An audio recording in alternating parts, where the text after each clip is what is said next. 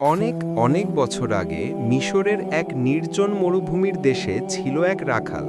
তার নাম ছিল সালেহ। সে ছোটবেলা থেকেই অনাথ হয়ে যায়। কোনো ধন সম্পদ বা পরিবার ছিল না তার, কেবল আল্লাহর নামই ছিল তার ভরসা। চারদিকে কেবল বালির সমুদ্র, তপ্ত সূর্যের প্রখর দহন আর অন্তহীন নিঃসঙ্গতা। মানুষ যেখানে বেঁচে থাকার আশা ছেড়ে দেয়, সেই কঠিন পরিবেশেই সালেহ ভেড়া চড়িয়ে জীবন কাটাত। দিনভর গরমে ভেড়াগুলোকে নিয়ে সে এক টুকরো সবুজ ঘাসের সন্ধান করত। অনেক সময় না খেয়ে না পান করে শুধু শুকনো রুটি আর খেজুর খেয়ে দিন পার করত। তার হৃদয় ছিল অদ্ভুত এক তৃপ্তি, কারণ সে দৃঢ়ভাবে বিশ্বাস করত রিজিকের মালিক একমাত্র আল্লাহ। যত কষ্ট আসুক, আল্লাহর ওপর ভরসা রাখলেই সফলতা আসবে। একদিন মরুভূমির ভেতর দিয়ে চলার সময় এক অপরিচিত যাত্রী তার কাছে এসে বলল, হে রাখাল, তুমি তো একা, তোমার না কোনো পরিবার না কোনো ধন সম্পদ, তুমি এত কষ্ট করে কি লাভ পাও? সালেহ হেসে জবাব দিল, ভাই, মানুষ যখন ধন সম্পদ দেখে, আমি তখন আমার রবকে দেখি। তারা যখন দুনিয়ার জৌলুসের পিছে ছোটে, আমি তখন আখিরাতের চিন্তা করি। আমি তো কেবল আল্লাহর সন্তুষ্টি চাই। যাত্রী অবাক হয়ে তাকিয়ে রইল। সে মনে মনে বলল, সত্যি, এই লোকের অন্তর খুবই পবিত্র। কিন্তু মরুভূমির জীবন সহজ ছিল না। মাঝে মাঝে ঝড় উঠত, খাদ্য সংকট দেখা দিত, কখনো ভেড়ার দল অসুস্থ হয়ে পড়ত। তখনও সালেহ ধৈর্য ধরত এবং বলতো, হাসবুন আল্লাহু ওয়া নিয়ামাল ওয়াকিল, অর্থাৎ আল্লাহ আমার জন্য যথেষ্ট, তিনি উত্তম কর্মবিধায়ক।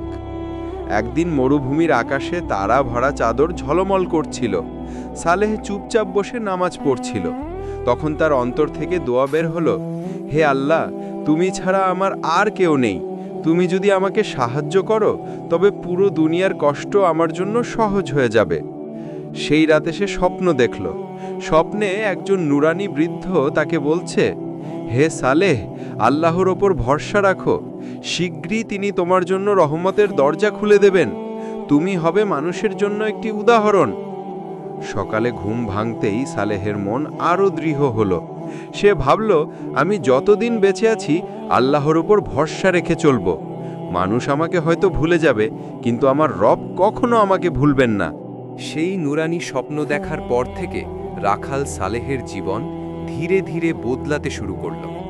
মরুভূমির যে জমি এতদিন অনুর্বর ও বন্ধ্যা ছিল, হঠাৎ করেই আল্লাহর রহমতে সেখানে বৃষ্টি নেমে এলো। শুকনো বালুকাভূমি ধীরে ধীরে সবুজ ঘাসে ভরে উঠল। সালেহের ভেড়াগুলো নতুন ঘাস খেয়ে মোটা তাজা হতে লাগল। যেসব রাখাল আগে খাদ্যের অভাবে শহরে চলে যাচ্ছিল, তারা বিস্মিত হয়ে দেখল সালেহের আশেপাশে প্রচুর রিজিকের ব্যবস্থা হয়ে গেছে। একদিন কিছু ব্যবসায়ী মরুভূমি পাড়ি দিয়ে যাচ্ছিল। তারা সালেহের ভেড়ার পাল দেখে বলল, হে যুবক, তোমার ভেড়াগুলো তো খুবই ভালো, আমরা কিনতে চাই। সালেহ বিনয়ের সাথে উত্তর দিল, এগুলো আল্লাহর নেয়ামত, আমি শুধু হালাল পথে বিক্রি করতে রাজি। সে কোনো প্রকার ধোঁকাবাজি বা লোভে পড়ল না। ব্যবসায়ীরা তার সততা দেখে মুগ্ধ হল এবং প্রচুর দামে ভেড়াগুলো কিনল। কিছুদিনের মধ্যেই সালেহের হাতে যথেষ্ট অর্থ জমে গেল। কিন্তু অর্থ তার অন্তরকে বদলে দিল না, বরং সে আরও বেশি বিনয়ী হল। গরিব মানুষদের মধ্যে দান করতে লাগলো, ভ্রমণকারীদের পানি খাওয়াতে লাগলো, আর রাতে কান্নাকাটি করে আল্লাহর দরবারে দোয়া করত। শহরের আলেম ও নেককাররা যখন তার সম্পর্কে শুনল, তখন তারা তাকে ডেকে পাঠালো। এক বুজুর্গ আলেম তাকে জিজ্ঞাসা করলেন, হে সালেহ, তুমি এত কষ্ট সহ্য করলে কিভাবে? সে হেসে উত্তর দিল, হুজুর, আমি সব সময় আল্লাহর সেই বাণী মনে রেখেছি যে আল্লাহর উপর ভরসা করে তার জন্য তিনিই যথেষ্ট। সূরা আত-তালাক ৬৫ নম্বর ৩। আমি ভেবেছি মানুষ হয়তো আমাকে ত্যাগ করবে, কিন্তু আল্লাহ কখনো করবেন না। আলেমরা কান্নায় ভেঙে পড়লেন। তারা বললেন, তুমি আমাদের সময়ের জন্য এক অনন্য উদাহরণ। তুমি প্রমাণ করেছ ধৈর্য আর তাওয়াক্কুলই মুমিনের আসল শক্তি। সময়ের সাথে সালেহের খ্যাতি চারদিকে ছড়িয়ে গেল। অনেক লোক তার কাছে আসতে লাগলো উপদেশ নেওয়ার জন্য। কিন্তু সে সবসময় বলতো, আমাকে নয়, আল্লাহকে স্মরণ করো, আমি তো কেবল একজন রাখাল, আসল মালিক আল্লাহ। অবশেষে তার জীবনের শেষ দিকে সে এক মহৎ আল্লাহওয়ালা বান্দায় পরিণত হল। মরুভূমির যে একাকী রাখাল একসময় ক্ষুধা ও কষ্টে দিন কাটাতো, আল্লাহর রহমতে সে হল মানুষের জন্য আলো ছড়ানো এক উদাহরণ।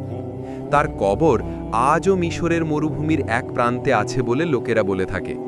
মানুষ সেখানে গিয়ে শিক্ষা নেয়, দোয়া করে এবং নিজেদের সন্তানদেরকে বলে, দেখো, আল্লাহর উপর ভরসা করলে কষ্ট থেকে সফলতা আসে। সম্মানিত শ্রোতা, আমরা এখান থেকে দুটি শিক্ষা পাই। এক, দুনিয়ার কষ্ট সাময়িক, আখেরাত চিরন্তন।